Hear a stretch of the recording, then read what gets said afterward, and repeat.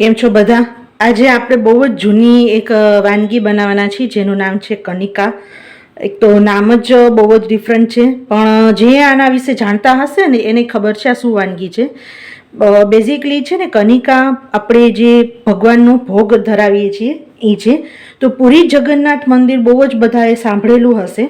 એ જગન્નાથ મંદિરમાં ભગવાનને જે ચડાવવામાં આવે છે 56 ભોગ, એ ભોગમાંથી એક આ રેસીપી છે, આ વાનગી છે જે છે કનિકા.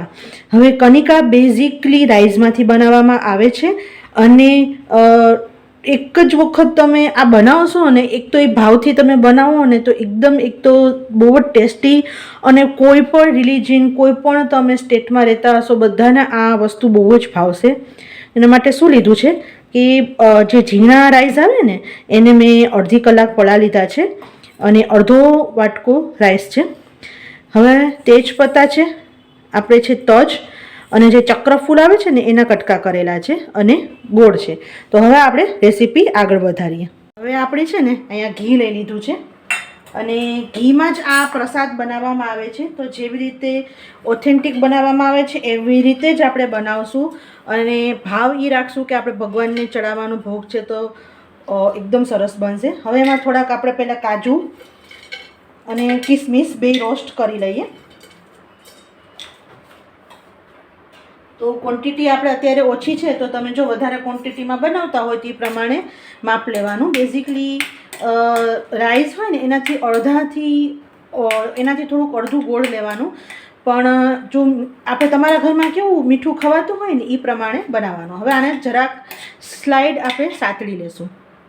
જો સરસ સતળાઈ ગયું છે, આપણે બહુ અતિ સાતળવાનું નથી. અને એને અલગ હું અત્યારે એક ડીશમાં કાઢી લઉં છું.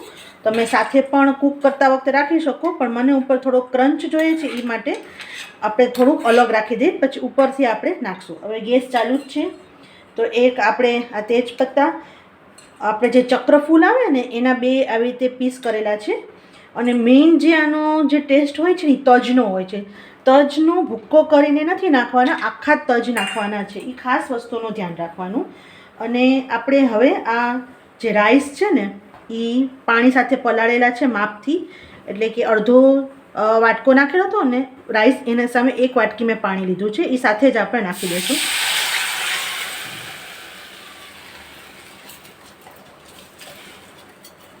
હવે આ ભાત છે ને બહુ છૂટા પણ નહીં ને અતિ આપણે કેવા આમ ખીચડી જેવું નહીં એવું બનાવવામાં આવે છે. તો જરૂરત લાગે તો આગળ આપણે થોડુંક પાણી એડ કરશું, પણ અત્યારે નહીં કરીએ, કારણ કે જો વધારે પાણી થઈ જાય ને પછી એને કૂક કરવામાં આપણું રાઈસ છે ને બહુ જ ખીચડી જેવો થઈ જાય, એ સારું ન લાગે. હવે આ જ સમયે હું ગોળ પણ નાખી દઈશ, જેથી એની મીઠાશ પણ સરસ ઉતરી જાય. હવે આપણે આને સરસ મીડિયમ હીટ ઉપર કૂક કરવાનું છે, જેથી એકરસ બધું ફ્લેવર ગોળ જે આપણે ખડા મસાલા જે નાખેલા છે ને એ સરસ એકદમ કૂક થઈ જાય રાસ, અને એનો પણ જે ખડા મસાલાનો અરોમા આવશે, સાથે ગોળનો પણ અંદર એકદમ ફ્લેવર આવશે. હવે ગોળ કોઈ પણ ચાલે, પણ મેં અત્યારે દેશી દવા વગરનો ગોળ લીધો છે. તમે કોઈ પણ ગોળ તમારા ઘરે જે ખવાતો હોય એ તમે નાખી શકો. હવે આને મીડિયમ હીટ ઉપર હું ઢાંકીને અત્યારે 4 થી 5 મિનિટ કરું છું, પણ વચ્ચે વચ્ચે જોઈ લઉં. એવું લાગે કે પાણી આપણે ઓછું થઈ ગયું છે, રાઈસ કૂક થઈ ગયા છે, તો બંધ કરી દેવું. વચ્ચે આપણે એક વખત ખોલીને જોઈ લેશું. તો હજી થયું નથી, અને મીડિયમ હીટ ઉપર જ કરવાનું, જેથી આપણું જે ચોખા છે ને રાઈસ એ પણ સરસ કૂક થઈ જાય, અને બહુ જે આપણે જે અરોમા જોઈએ છે ને એ પણ અંદર બહુ જ સરસ આવે. એના માટે હજી થોડુંક થવા દેશું આપણે મીડિયમ. ફરીથી એક વખત ચેક કરી લઈએ. અને હું બહુ જ ધીમા તાપે કરું છું, કારણ કે મને એરોમાં છે ને પ્રોપર જોઈએ છે.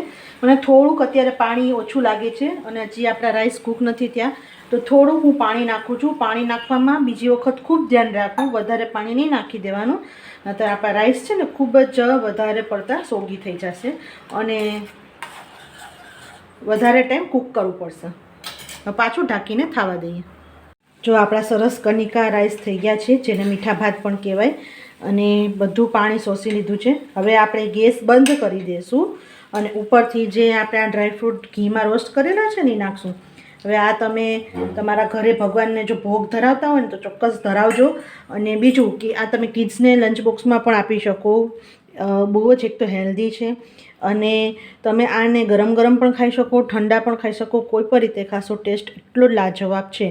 તો જો ગમી હોય તો મારી યુટ્યુબ ચેનલ લોસ્ટ રેસીપીને સબસ્ક્રાઈબ કરવાનું ભૂલતા નહીં. ખૂબ જ આભાર, ખૂબ જ બધાનો ધન્યવાદ કે મને જેટલી રેસીપી મૂકી એની સામે મને એટલું સરસ તમને રિસ્પોન્સ મળ્યો છે. આવો રિસ્પોન્સ સતત આગળ કન્ટિન્યુ રાખજો અને આપણે બીજી નવી રેસીપી સાથે આગળ મળીએ ત્યાં સુધી બધી જૂની રેસીપી એક વખત જોઈ લેજો. આવજો.